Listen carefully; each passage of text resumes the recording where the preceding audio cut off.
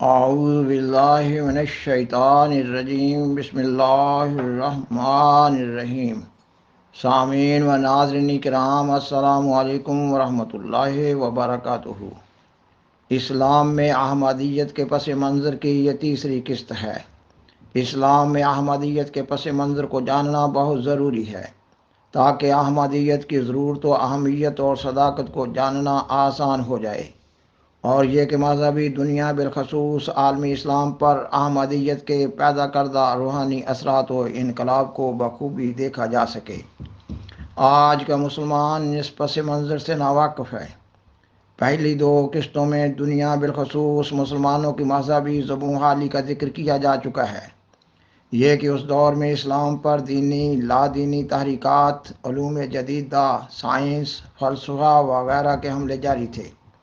ہندوستان میں مسلمانوں پر عیسائیت کا حملہ ضرب کاری کی حیثیت رکھتا تھا۔ خاکسار نے بیان کیا کہ یہ اس مضمون کی تیسری قسط ہے۔ سامعین و ناظرین کرام، یہ ایک حقیقت ہے کہ اسلام ایک زندہ اور مثمر بثمرات مذہب ہے۔ اگر ایک طرف اس پراشوب دور میں بد اعتقاد اور بد عمل علماء اور عام مسلمانوں میں بعض اسلام سے مرتد ہو رہے تھے، تو دوسری طرف محدود چند ربانی علماء اور حساس مسلمان اس صورتحال پر تڑپ بھی رہے تھے۔ اسلام کا درد رکھنے والے خواہ تھوڑے ہی سہی، پھر بھی بعض اہل اللہ، اولیاء، صوفیاء، سجادہ نشین، مشاہیر، مشائخ، پیر، فقیر اور درویش لوگ ضرور موجود تھے۔ الغرض ہر مکتبہ فکر سے تعلق رکھنے والے محبان اسلام اپنے اپنے انداز میں اسلام کا دفاع کرنے کی حتی المقدور کوشش کر رہے تھے۔ ایسے لوگوں نے بعض اسلامی انجمنیں بھی بنا رکھی تھیں اور درسگاہیں بھی قائم کر رکھی تھیں۔ وہ اسلام کے دفاع میں مناظرات و مباحثات بھی کر رہے تھے۔ وہ اشاعت اسلام کے لیے کتب، رسائل اور اخبارات بھی شائع کر رہے تھے۔ گو ان میں سے بعض مضامین کا افسوسناک پہلو یہ بھی ہوتا تھا کہ بعض مسلمان دانشور اسلامی عقائد و تعلیمات کی تشریحات صحیح اسلامی رنگ میں پیش نہ کر سکتے تھے۔ اس لیے اس جنگ میں اسلام کا دفاع کرنے والوں کی محنت کے خاطر خواہ نتائج برآمد نہ ہو رہے تھے۔ لمحہ بلمحہ بعض مسلمان مرتد ہو کر اسلام مخالف کیمپ میں ملتے جا رہے تھے۔ عام علماء تو دین اسلام کی ان حالتوں اور ضرورتوں سے غافل تھے، مگر علماء ربانی بھی ان حالات کا مقابلہ کرنے سے عاجز تھے۔ کفر و الحاد، دہریت و معادیت کے اس بکھرے ہوئے طوفان کو روکنا ان کے بس کا روگ نہ تھا۔ ان کی علمی اور روحانی استعدادوں کے بالمقابل فتنہ عظیم تھا۔ یہ بھی کہا جا سکتا ہے کہ اسلام کا دفاع کرنے والوں کا وجود اکا دکا اور انفرادی تھا، اور حالات یہ تھے کہ مختلف دھاروں یعنی دہریت و معادیت، عیسائیت اور ہندو مت سے نکلتا ہوا طلاتم کے سیلاب مسلمانوں کے ایمان و یقین کو خس و خاشاک کی طرح بہائے لے جا رہا تھا۔ جیسا کہ بیان کیا جا چکا ہے کہ مسلمانوں کی ایک کثیر تعداد اسلام سے مرتد ہو کر کوئی بھی دوسرا مذہب اختیار کر رہی تھی، اور ایک کثیر تعداد کفر و الحاد، دہریت و معادیت کے معاشروں میں خلط ملط ہو کر اپنی مذہبی شناخت کھو رہی تھی۔ بعض نو تعلیم یافتہ مسلمان علوم جدیدہ یعنی سائنس، فلسفہ، طب، حیات، طبی کے نقطہ نظر سے اسلام کے عقائد اور تعلیمات پر پڑنے والے اعتراضات کے صحیح جوابات نہ پا کر اسلام کی من مانی تشریح کر رہے تھے۔ ایسے نو تعلیم یافتہ لوگوں کا رجحان یہ تھا کہ اسلام اور جدید نظریات میں ہم آہنگی پیدا کی جائے۔ گویا وہ ایک نئی معجون مرکب بنا رہے تھے۔ لوگ تو آسانی سے اپنی رسم و رواج کو نہیں چھوڑتے، مگر عالم اسلام میں قیامت خیز طوفان یہ تھا کہ نسل بعد نسل کے مسلمان خیر امت کے افراد اللہ تعالیٰ کے پسندیدہ دین کو خیر باد کہہ رہے تھے۔ دنیا اسلام کے لیے یہ انتہائی ضعف و اضمحلال، ذلت و رسوائی کا دور تھا، اور ماتم کا مقام تو یہ تھا کہ بظاہر توحید کے پرستار اور درود کا ورد کرنے والے مرتد ہو کر تثلیث کے علمبردار یا بتوں کے پجاری بن رہے تھے۔ سامعین و ناظرین کرام، اس دور میں ہندوستان میں عیسائیت کی رفتار ترقی کو ایک معجزہ خیال کیا جانے لگا، اور یہ دعاوی کیے جانے لگے کہ یہ ملک انگلستان کی مانند ہونے والا ہے، اور فخریہ بیان کیا جانے لگا کہ وہ وقت آ رہا ہے جب ہندوستان میں ڈھونڈے سے بھی کوئی مسلمان نہ ملے گا۔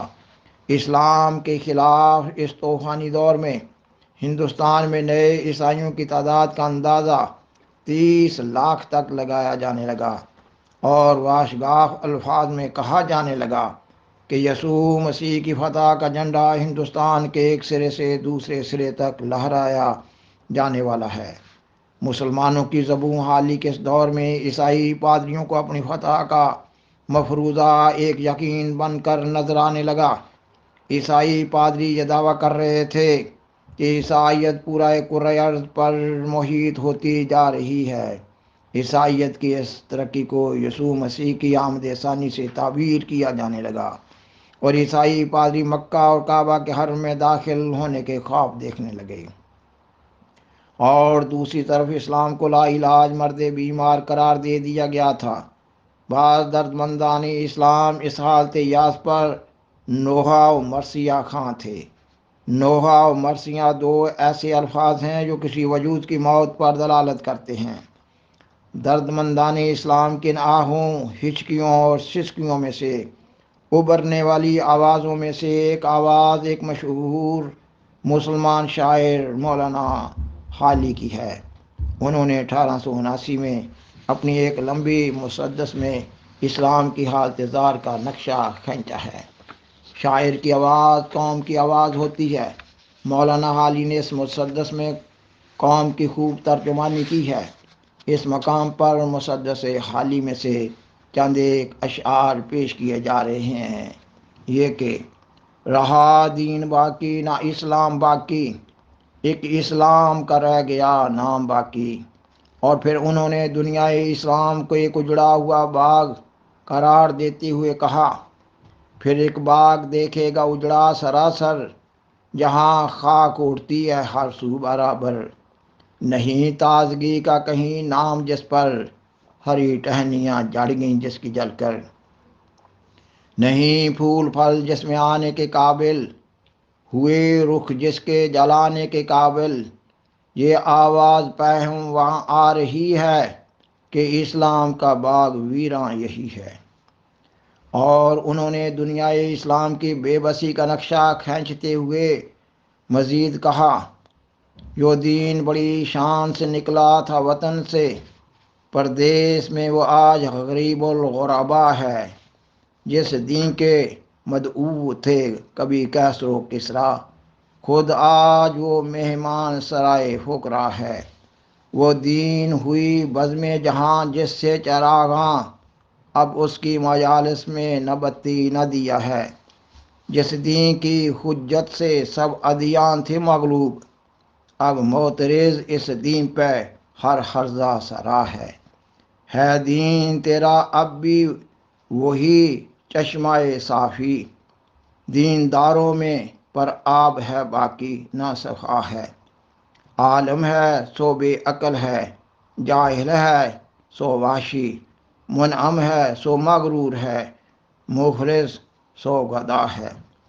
وہ قوم کے آفاق میں جو سر بفلک تھی، وہ یاد میں اسلاف کے اب رو بقضا ہے، بگڑی ہے کچھ ایسی کہ بنائے نہیں بنتی، ہے اس سے یہ ظاہر کہ یہی حکم قضا ہے۔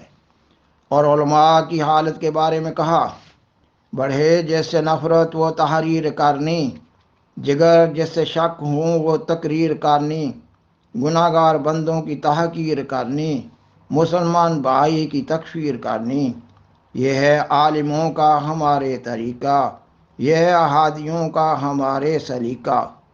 اور انہوں نے عالم اسلام کے مستقبل کے بارے میں بیان کیا، امیروں کی تم سن چکے داستاں سب، چلن ہو چکے عالموں کے بیاں سب، شریفوں کی حالت ہے تم پہ یہاں سب، بگڑنے کو تیار بیٹھے ہیں یہاں سب۔ یہ بوسیدہ گھر اب گرا کے گرا ہے، ستون مرکز ثقل سے ہٹ چکا ہے۔ یہ جو کچھ ہوا ایک شمع ہے اس کا، کہ جو وقت یاروں پہ ہے آنے والا۔ زمانے نے اونچے سے جس کو گرایا، وہ آخر کو مٹی میں مل کر رہے گا۔ نہیں گرچہ کچھ قوم میں حال باقی، ابھی اور ہونا ہے پامال باقی۔ سامعین و ناظرین کرام، اب خاکسار مولانا حالی کے یہ 3 اشعار پیش کرنے جا رہا ہے۔ ان اشعار پر گہرا غور و فکر کرنے کی ضرورت ہے۔ یہ اشعار اس وقت کے ماحول کی عکاسی کر رہے ہیں کہ واقعی اسلام کو لا علاج مرد بیمار قرار دے دیا گیا تھا۔ اگر ماحول ایسا جاں غسل نہیں تھا تو وہ یہ اشعار نہ لکھ سکتے تھے اور نہ اس ماحول میں شائع کر سکتے تھے۔ یہ کہ نبوت نگر ختم ہوتی عرب پر، کوئی ہم پہ مبعوث ہوتا پیغمبر، تو ہے جیسے مذکور قرآن کے اندر ضلالت یہود اور نصارہ کی اکثر۔ یوں ہی جو کتاب اس پیغمبر پہ آتی، وہ گمراہیاں سب ہماری جتاتی۔ خاکسار بیان کرتا ہے کہ بنی نوع انسان کے لیے آخری دین دین اسلام ہے۔ گویا اسلام تمام مذاہب کا نمائندہ دین ہے، اس لیے مسلمانوں کی اکثریت میں بگاڑ عوام الناس کے مذہبی بگاڑ کی نشاندہی کرتا ہے۔ اس وقت تمام اقوام و ملل میں مذہبی بگاڑ پیدا ہو چکا تھا، روحانیت مفقود ہو چکی تھی، ہر بدی عروج پر تھی۔ 6 صدی عیسوی کی سی جہالت و تاریکی چھا گئی تھی۔ اس عظیم الفتن دور میں آسمان کی طرف نگاہیں اٹھ رہی تھی۔ ہر قوم و ملک، مذہب و ملت کے حساس دل لوگ ایک آسمانی مصلحے کے منتظر تھے۔ اس وقت کے لٹریچر پر سرسری نگاہ ڈالنے سے واضح طور پر معلوم ہو رہا ہے کہ حیران و پریشان دنیا، بالخصوص دانشوران اقوام، ایک مسیحا کے منتظر تھے۔ ضرورت محسوس کی جا رہی تھی ایک مصلح ربانی کی، ایک معلم آسمانی کی۔ دردمندان اسلام مہدی موعود و مسیح موعود کے نزول کے لیے اللہ تعالیٰ ذوالفضل العظیم کے حضور ہاتھ اٹھائے ہوئے تڑپ تڑپ کر دعائیں کر رہے تھے۔ الغرض اقوام عالم بڑی شدت و بے تابی سے موعود اقوام عالم کی منتظر تھیں۔ سامعین و ناظرین کرام، دانشوران اقوام کا یہ واویلا بلا وجہ نہ تھا۔ یہ آواز قانون قدرت اور قانون شریعت کے مطابق تھی۔ قانون قدرت اور قانون شریعت میں شدید مطابقت ہے۔ جب مادی طور پر امساک بارہ ہوتا ہے تو زمینی پانی بھی خشک ہو جاتا ہے۔ تب ربوبیت باری تعالیٰ کے تقاضے سے آسمانی پانی زمینی پانی میں جوش برپا کرتا ہے اور مردہ زمین زندہ ہو جاتی ہے۔ اسی طرح جب روحانی امساک بارہ سے اخلاقی اور روحانی قدریں مر جاتی ہیں، تب تسخیر کائنات کی خوابوں میں بسنے والا انسان اپنی حسین تعبیروں کے باوجود اپنے اصل مقصد تخلیق یعنی تعلق باللہ سے غافل ہوتا چلا جاتا ہے۔ زمینی انسان دہریت و مادیت، کفر و الحاد کی زمین میں روحانیت کا پودا نہیں لگا سکتا۔ اگر وہ ایسا کرنے پر قادر ہوتا تو تدریجاً کمزور ہوتی ہوئی روحانیت کو سنبھالا دیا ہوتا۔ اور یہ ایک حقیقت ہے کہ جب اقوام میں مذہبی ابتری پھیل جائے تو انسان خود سے اس میں بہتری نہیں لا سکتا، اس لیے نگاہیں آسمان کی طرف اٹھتی ہیں۔ تب اللہ تعالیٰ اپنی ربوبیت روحانی کے تحت پیاسی مخلوق کی فریاد رسی کرتا ہے۔ قانون قدرت کے تحت سیدنا حضرت محمد صلی اللہ علیہ وسلم کے زمانے سے دور ہٹتے ہٹتے عالم اسلام کو بھی تدریجاً اس حالت ابتری کا سامنا ہونا تھا۔ قرآن مجید اور حدیث میں ان حالات کی پیش گوئی بھی ہے اور حل بھی موجود ہے۔ اللہ تعالیٰ نے قرآن مجید میں ان حالات میں بہتری لانے کا وعدہ کیا ہے، اور حدیث میں اس وعدہ کی مزید تاکید موجود ہے کہ جب اسلام محض نام اور رسم و رواج کا رہ جائے گا تو اللہ تعالیٰ امام مہدی و مسیح موعود کو مبعوث فرمائے گا۔ اسلام کے بزرگان سلف نے اس پیش گوئی اور وعدہ الہی کو ہر زمانہ میں زندہ رکھا ہے، پس ان حقائق سے مفر نہیں ہے۔ جو شخص ان حقائق سے راہ فرار اختیار کرتا ہے وہ قانون قدرت اور قانون شریعت کو جھٹلاتا ہے، وہ اپنے آپ کو جھٹلاتا ہے، وہ اپنے آپ پر خود ظلم کرتا ہے۔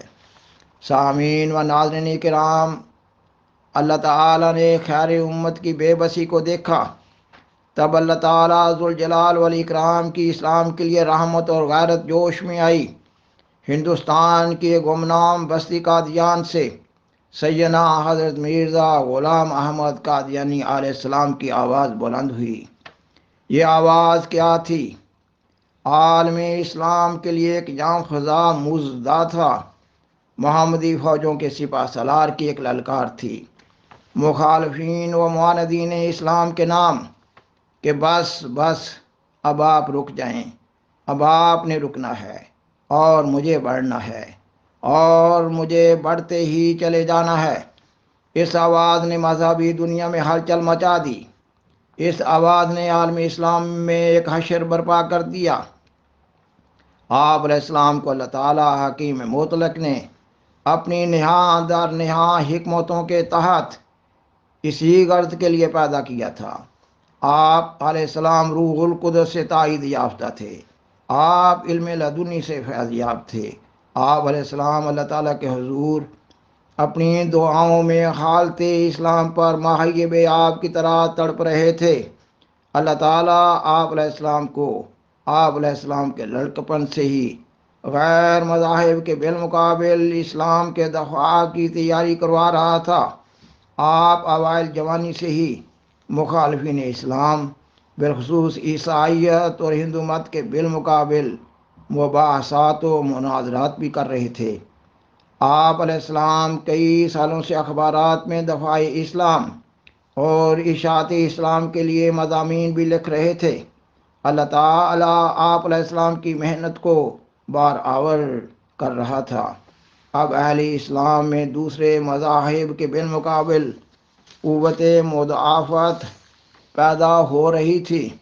مسلمانوں میں سے ارتداد کا سیلاب بھی تھم رہا تھا کہ ایک مرتدین از اسلام دوبارہ اسلام قبول کر رہے تھے۔ ہندوستان کے مذہبی ماحول میں اسلام کے لیے خوشگوار تبدیلی پیدا ہو رہی تھی۔ ان حقائق کے باوجود آپ علیہ السلام نے محسوس کیا کہ مباحثات و مناظرات، اخبارات اور رسائل کے مضامین کا اثر کچھ عرصہ کے بعد مدھم پڑ جاتا ہے۔ آپ علیہ السلام کے دل میں ڈالا گیا کہ آپ دہریت و مادیت، کفر و الحاد کے دبیز پردوں کو چاک کرنے کے لیے ایک محکم و مستحکم کتاب لکھیں، ایک ایسی باطل شکن کتاب جس کے ذریعہ مخالفین اسلام کو معارضہ و مقابلہ کی دعوت دی جائے، ایک ایسی عظیم المثال مستقل نوعیت کی کتاب جو اسلام کی کامیاب مدافعت اور وسیع اشاعت کے لیے مذہبی دنیا میں تہلکہ مچا دے، ایک ایسی عظیم اور بے نظیر کتاب جو سیدنا حضرت محمد صلی اللہ علیہ وسلم کی صداقت کے لیے ایک دائمی معجزہ ہو، ایک ایسی لاجواب کتاب جو قرآن مجید کے من جانب اللہ ہونے پر دلائل قاطعہ و براہین ساطعہ کی حامل ہو، ایک ایسی معرکۃ الآراء کتاب جس سے صداقت اسلام آشکار ہو۔ تب آپ علیہ السلام نے ایک کتاب براہین احمدیہ لکھنے کا عزم بالجزم کر لیا۔ سامعین و ناظرین کرام، بالآخر درخواست ہے کہ برائے مہربانی اس پروگرام کو دوسروں سے شیئر کریں اور از راہ کرم اس چینل کو سبسکرائب کریں۔ جزاکم اللہ تعالی احسن الجزا وآخر دعوانا ان الحمدللہ رب العالمین، والسلام علیکم ورحمۃ اللہ وبرکاتہ۔ شکریہ۔